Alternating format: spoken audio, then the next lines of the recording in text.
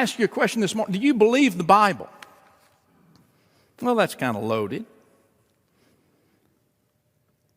Let me say that it's tempting to bring the explanation we want to the Bible rather than to let the Bible teach us.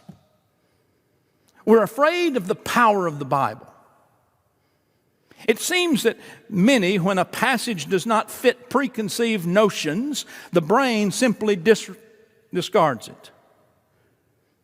And I love how we say it in our vision statement, that we passionately engage the Bible. We let it speak to us, inform us, teach us, right? So folks, we'll tell you that this biblical account of the story of Sodom and Gomorrah is about the sin of homosexuality. Yet the Bible itself has a different slant on this. A different biblical truth that we need to hear. And I'm going to let the Scripture speak for itself. You turn to Jeremiah, the 23rd chapter, the 14th verse, and you read what Scripture says about Sodom and Gomorrah. And among the prophets of Jerusalem, I have seen something terrible. They commit adultery and they live a lie. They strengthen the hands of the evildoers so that not one of them turns from their wickedness. They are all like Sodom to me.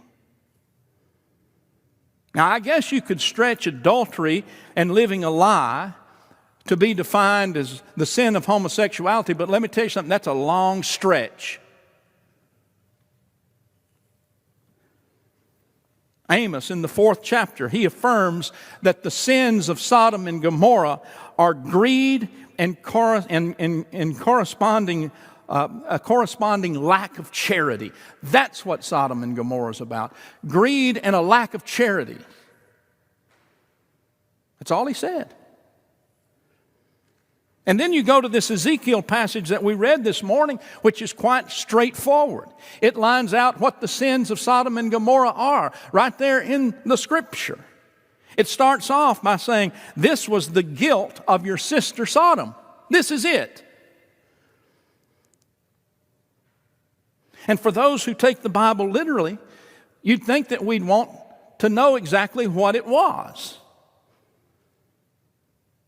The book of Ezekiel says clearly, the first thing is their pride.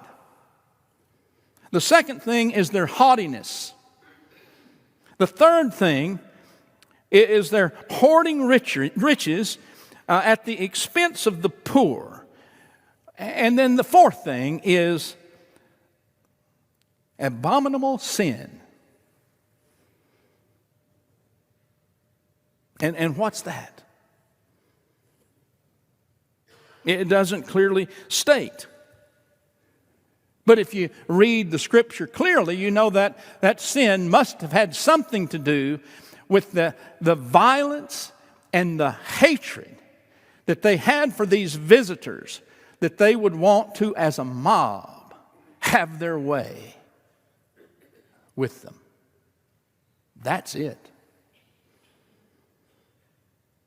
And the original Genesis 19 seems to have nothing that matches our modern understanding of same-sex partnerships and relationships of love. Nothing. It seems like the wicked people of Sodom were violent and focused on partying and rowdy pleasure-seeking, while the poor suffered